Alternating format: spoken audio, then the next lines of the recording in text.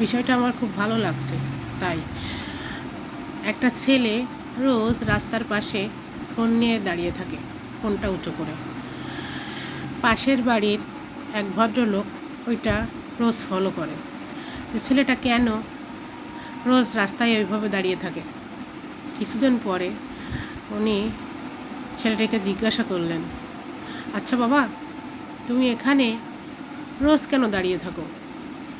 সে বলল, আমার তো বাড়ি জায়গা নেই বা এমবি ভরারও টাকা নেই, আমি এখানে দাঁড়িয়ে ওয়াইফাই লাইন পাই, এখানে আমি কেমিস্ট্রি ক্লাস করি।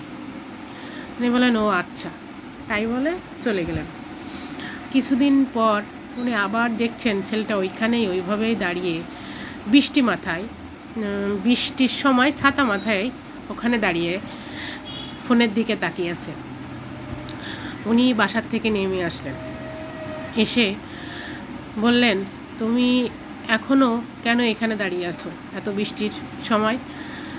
তখন ছেলেটি বলল যে আমার তো বাসায় বসার জায়গা নেই, এমবিও নাই, এই জন্যে আমি এখানে ক্লাস করছি।